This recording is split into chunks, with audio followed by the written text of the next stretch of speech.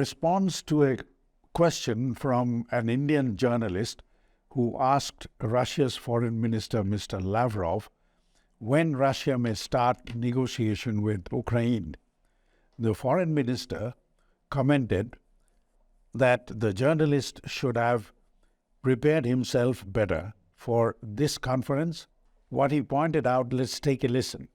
Everybody is asking when Russia is ready to negotiate, when Russia is ready to negotiate.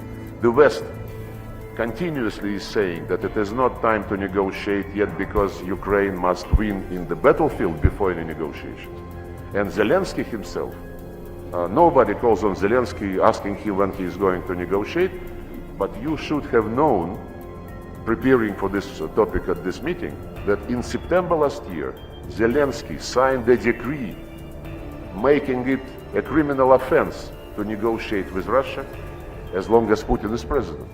Russia repeatedly appealed to Ukraine, USA and collective West to start peace talks. Second, that Russia took part in peace talks initiated by Turkey, which was broken off by UK and NATO. Third, that US and collective West opposed any negotiated settlement. Fourth, that the President of Ukraine has issued a decree and made it a criminal offense to sit for negotiation with Russia. It is well known that as negotiations started in Turkey last year, UK Prime Minister visited Ukraine, and shortly afterwards the negotiation was broken off. In the face of so much evidence that US and collective West, for reasons known to them, avoid any negotiated settlement of the conflict, the question Indian journalist posed in an international forum to the top diplomat of Russia was clearly an attempt to imply that Russia is unwilling to negotiate. This bizarre incident was by no means a stupid question of a naive journalist. Facts are far deeper. US and collective West can't escape their crushing defeat in Ukraine.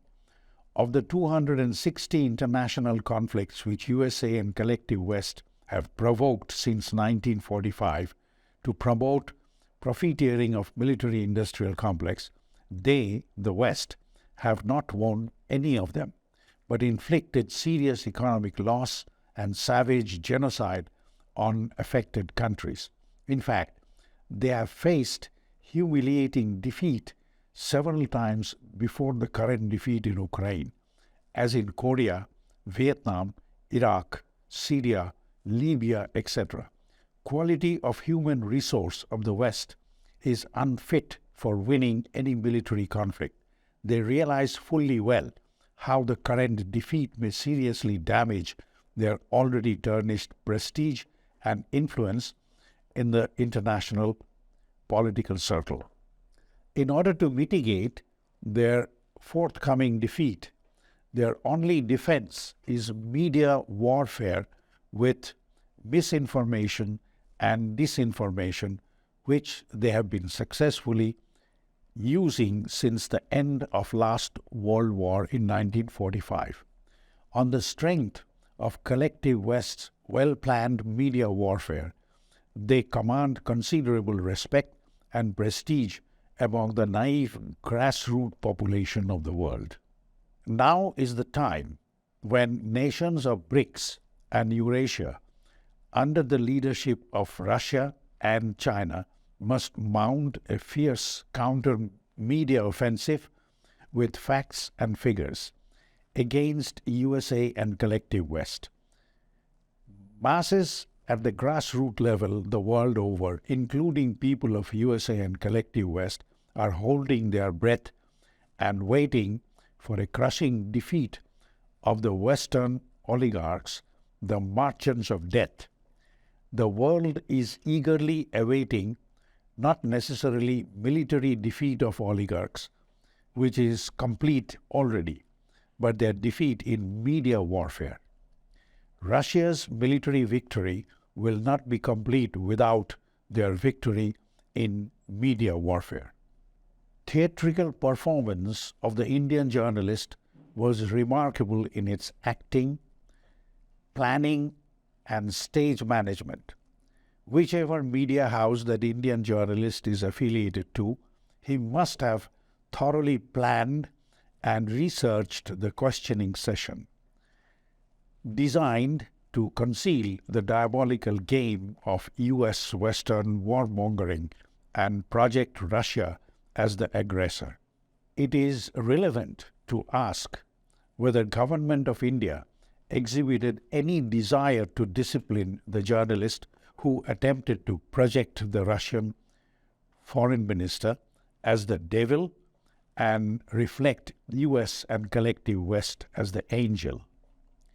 It is interesting that reports of Ukraine conflict from mainstream Indian media is distinctly biased towards US collective Western narratives, which invariably is contrary to the ground reality. In this context, one might question the role of India's political leadership and wonder whose interest they are likely to protect. It's a futile exercise, after all, to point fingers at USA and collective West for falsifying truth and establish fiction as facts. Political history is littered with similar exercise. Such practice will inevitably continue in the future as well. What world should be concerned about is how to insulate and isolate grassroots population from lies spewed through misinformation and disinformation of mainstream media hiding behind the mask of democracy, freedom, and human rights. It is essential now, more than ever, scores of independent media houses should pop up as they are in USA and Europe. However, such awakening must germinate from global South. After all, strength of military-industrial complex and their warmongering is based on the natural resources and to a lesser extent human resources of global South. Such access is brokered by local oligarchs who are mostly either semi-illiterate or soiled with criminal records.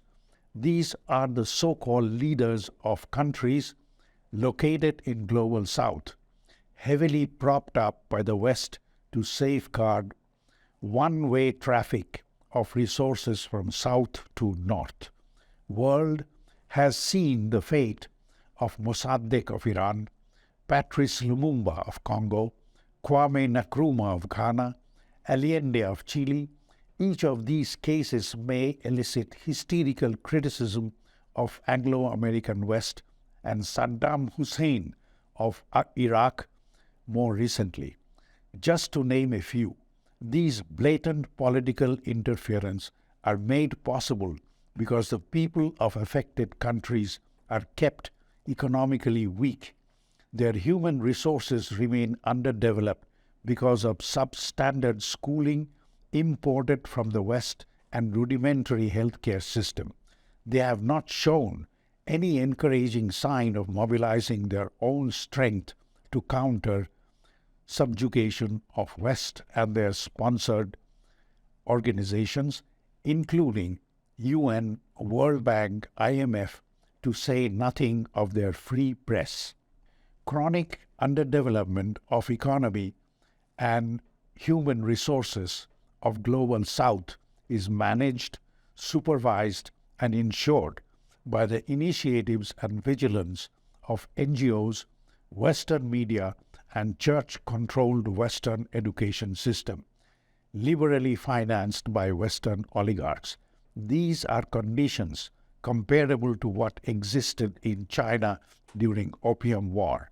Prerequisite for the dramatic and positive transformation of China was to sweep clean the influx of all Western agencies that were ostensibly engaged in so-called developmental projects, a condition prevalent throughout global South, including countries of South Asia.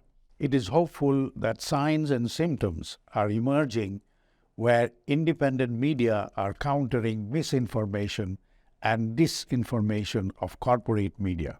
Let authorities of BRICS and Eurasia steadily sponsor independent media throughout globe, be it North or South, and organize them as a formidable force to counter corporate media of military-industrial complex. A promising start in this direction will help spread truth as against falsehood, which has poisoned every aspect of social, economic, and political life of our Mother Earth.